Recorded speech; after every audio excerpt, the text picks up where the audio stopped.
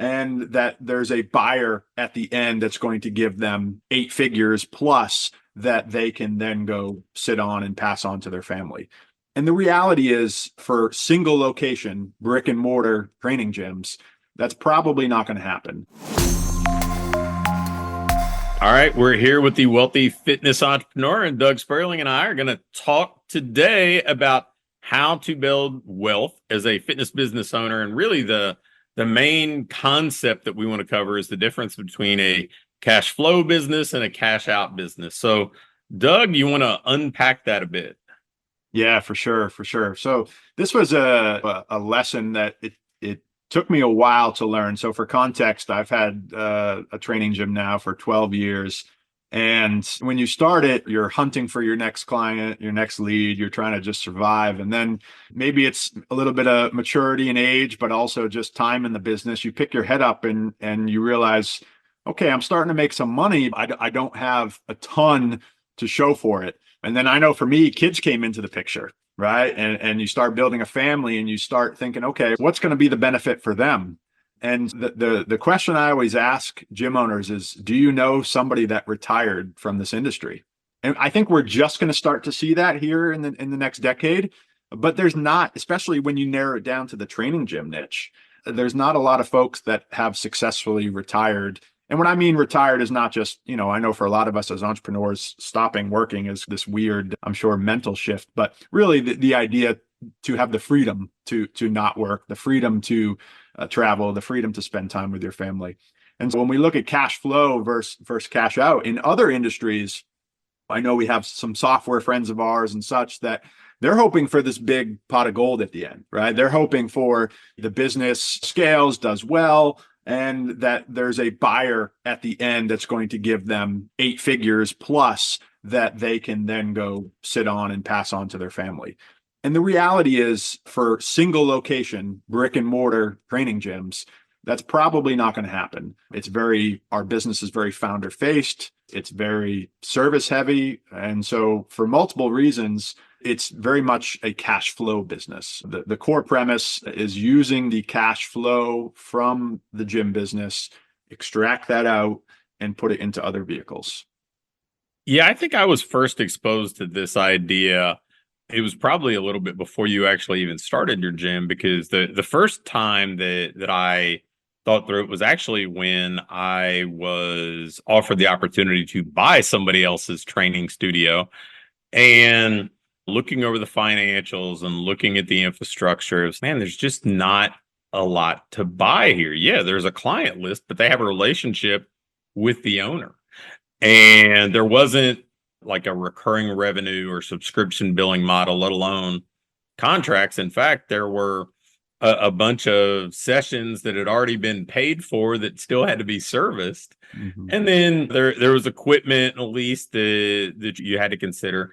But this person wanted multiple but low 6 figures, and there was no way I could wrap my arms around even paying $100,000 for that business. And I know it was disheartening to her because she had poured so much of herself into it, and it had been such an important part of her life. But it was way more valuable to her than it would be to me.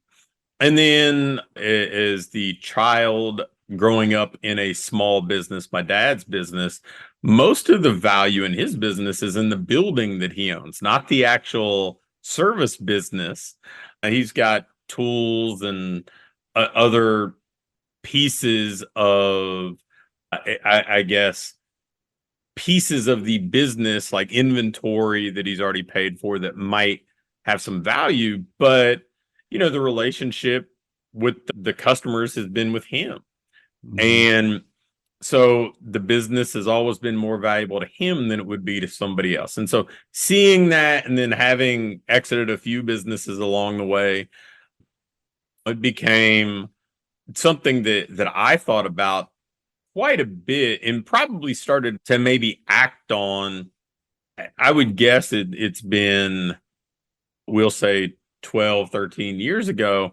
And it shifted my way of thinking that I was going from always reinvesting in the business and saying, okay, I'm going to put the money back in this. I'm building something great. I'm building something great. And then the I think the combination of those types of things, and then not too long after that, when I sold a single location of an Anytime Fitness that I was a co-owner in, it was like, man, it's fine. It's not profitable to sell, but it's not enough. It's not, I'm not going to be able to go retire off of this or whatever else. And so it really started to shift my thinking. And if you're listening to this, in some ways, that may be a little bit discouraging. I mentioned the lady that we went into some of that discovery about her facility, but it shouldn't be. It means that we just have to think about solving the problem differently. And what's fortunate for us is that we do operate businesses. And in most cases, if you're listening to this, I suspect you operate a business where you definitely have a meaningful amount of control over the cash that you create, the cash flow that you're creating. And you can build wealth with that. It's just you're building wealth during, not after. Doug, how, I mean, in a practical sense, and I want to do a deeper dive on this in an upcoming episode, but in a practical sense, how has that worked in your business for you? Sure. Certainly, to kind of echo the point of reinvesting back into the business, that I think was probably one of the bigger components of this, really, I would say, mindset shift of, okay, I have to really focus on extracting the cash out of the business. In the early years, I remember living in some lady's basement, paying $400 a month in rent and living at the gym, and you're just constantly reinvesting everything back into the business. And at some point, there is just like when we look at returns in the market, there's a diminishing return on you not paying yourself or just paying yourself a little bit and taking any extra cash and reinvesting it back in. At some point, once the client experience is good, once the team is good, there's a diminishing return on that. So, what that looked like for me was, certainly investing on the people side, right? Getting one of the ways that you can make this training gym less founder facing is continue to develop strong teams that maybe you create a leader within. And so that's going to certainly take an investment, right? You're not going to be able to pay somebody $20 an hour to be the day-to-day leader of your business. But, you want that reinvestment back into the team to have a really strong team. So that was my focus for, let's call it years 6 through 8, right? Where the first 5 was like grind, build. 6 through 8, years 6 through 8, we're still growing, but arguably not increasing profit margin because I was reinvesting back in the team. But what that allowed me to do is to have, much more personal time and free time and freedom, frankly, to work on things like marketing and things like that. So you build a strong team, build the strong systems around it so that the team is operating the systems. And then from a financial perspective, it's really focusing on knowing your numbers so that you can extract out once you have that comfortable retained earnings, which, for most of us, I personally recommend 2 to 3 months of your base operating expenses that you have as kind of a rainy day fund, right? I mean, I think COVID proved to us several things, one of which this business, as much as it can be a little bit discouraging that it's not a cash out, it is a very strong cash flow business. And cash flow, because most of us run reoccurring models, is not going to go from 50 grand a month to zero the next month. It may slowly bleed if you don't watch, but it's not going to go to zero. So really watching that cash flow and then looking at, okay, how can I, once I've hit my reserves and I've hit that, don't just keep pouring into it, but now let's essentially pay yourself more, take that out and have a plan to reinvest that. Yeah, I think that kind of mental shift and saying, okay, you know what? I created this business to create this life for me. You have to be clear about okay, that requires me to pay myself. And we've all heard pay yourself first. And I think a lot of the people in our kind of ecosystem adhere to a profit first, or at least close to a profit first model. And I think that this idea that you're making sure that you are building wealth month after month, and sometimes maybe at certain stages, depending on how far along you are, you're doing that in really bite-sized chunks. It's small doses, but you can be making progress. And it doesn't play so well on a podcast, but there have been any number of instances when I've tried to teach this to people, like how much more wealth you can build if you're just kind of siphoning off a little bit and investing it with just a reasonable, not even an aggressive return, just a reasonable return.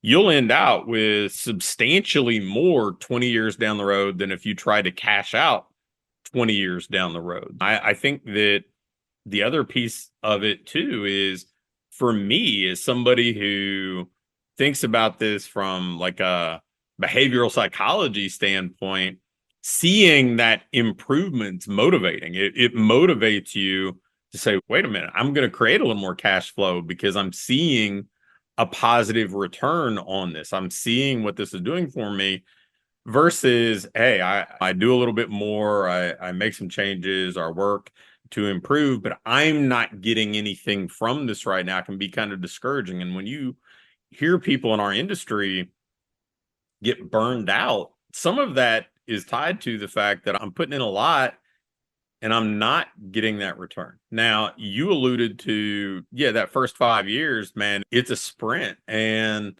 that's what, 3, 4, 5 years, a lot of us, that's kind of that startup phase where you do need to hustle, you do need to push. And it's very, very much kind of the point in the journey that it weeds out a lot of people because it's a big hill to climb. But you shouldn't be acting in that year 6 through 8, as you alluded to, still like a startup.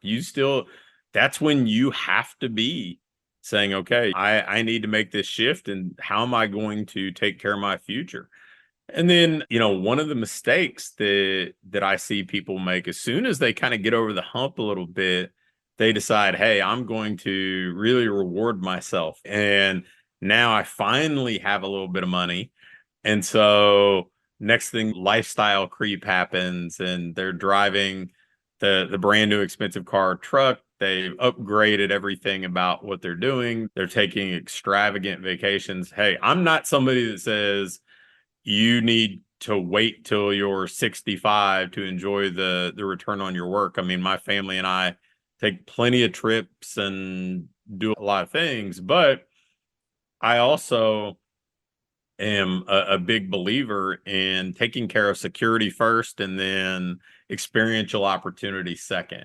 Doug, anything you want to add to this? Because I know we're going to do a deeper dive in ways to increase cash flow, but just this concept that you think would be valuable to the people that are listening. Yeah, I would say track your personal net worth on an ongoing basis. That for me was because in our business, and arguably any business, you're often paying attention to top line revenue of the business. And as if you're listening to this, your top line revenue can grow marginally depending upon the size of it, but you can also watch those margins shrink if all you're doing is reinvesting that cash flow back in. Your top line may grow, but your net owner benefit, how much you're personally taking from the business, is shrinking. And thus, if there is going to be a valuation to the business, it's based upon the net, not the gross. And paying attention to your personal net worth, which if what you have right now is the business itself, then paying attention to the net profit, and then starting to look at how much do I have in investments, how much do I have in my savings accounts, et cetera, and track that on a personal level and gamify that to, as you said, even if it's small, marginally make sure it's every month upticking a little bit, because that's what we're trying to really grow as entrepreneurs is our net worth, our personal net worth, not just top line of a business. Very good. Hopefully this helped you guys maybe shift your thinking a little bit and start to see business ownership and what it can do for you through a different lens. And I think the things that we talked about here would be applicable to almost any small service business, a single site service business. I think it especially plays well for us because so many of us do have that recurring revenue model, and I think there's some opportunities to build some meaningful cash flow and do some really exciting things with it. Let's go ahead and bring this one to a close here, but I will remind you listening in, if there's something you want us to touch on, if there's something you want us to do a dive into, just shoot Doug and I an email over at pat@rigsby.com, and we'll cover. We want this to be really valuable to you and help you build wealth as a fitness entrepreneur.